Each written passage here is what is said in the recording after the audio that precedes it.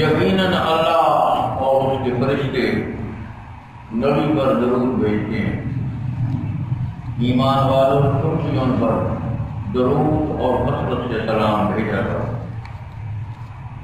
बेशक वो लोग जो अल्लाह और उसके रसूल को ईज़ा पहुंचाते हैं, अल्लाह ने उन पर लानत करवाई है दुनिया में भी और आखिरत में, और उनके लिए जिल्लत आमेर अज़ाब तैयार किए।